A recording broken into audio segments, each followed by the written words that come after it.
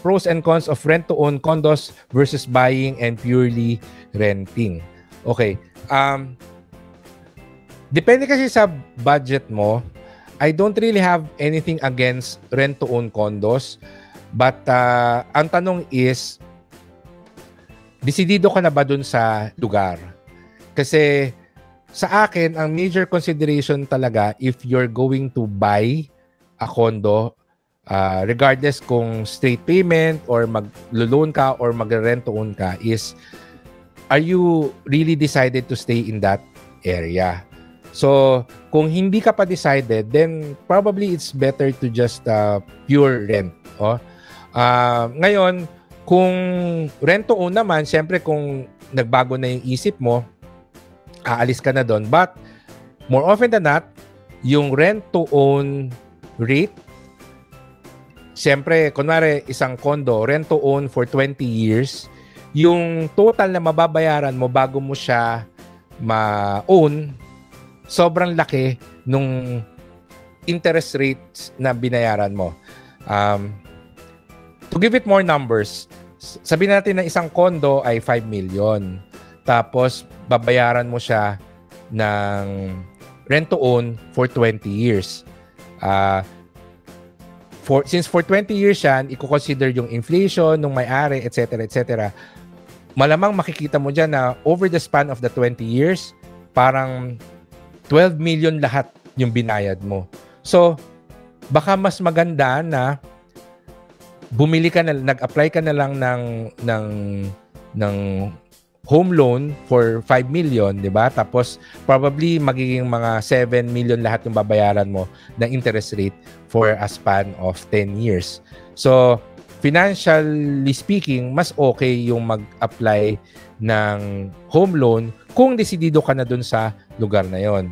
Ngayon, kung hindi ka pa desidido sa lugar na yon at wala kang mahanap na rerentahan, then you can consider yung mga rent-to-own properties. But know that pag tinuloy mo yon hanggang sa ma-own mo siya, medyo malaki yung nailabas mo. Ang advantage ng rent-to-own kasi, walang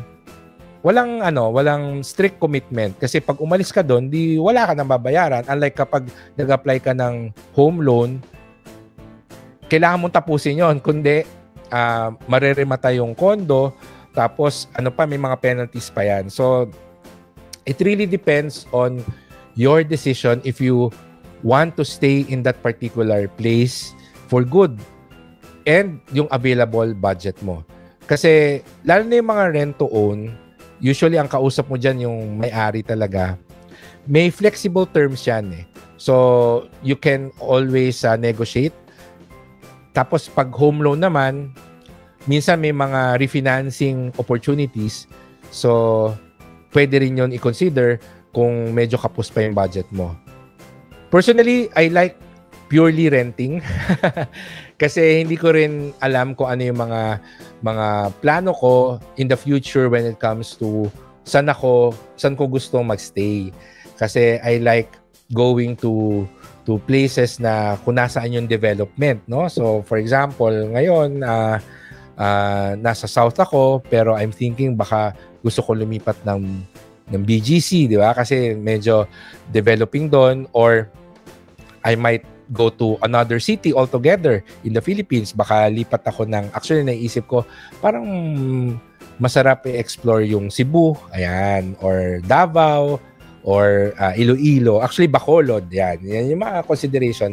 Kasi may advantage ako, meron akong privilege dahil I mostly work online, and most of my offline businesses can run on its own, so I can actually afford to live somewhere else in another city. So, depende talaga sa lifestyle mo, depende sa preference mo.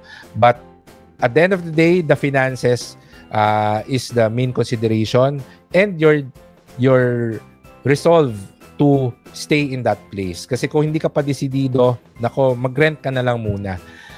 Number one mistake na nakikita ko yan sa mga newlyweds, bumibili kagad sila ng bahay, tapos later on, after usually 2-3 years, pag nagkaanak na sila, na-realize sila na parang hindi ko pala dito gusto palakin itong anak ko kasi walang malapit na magandang school, etc.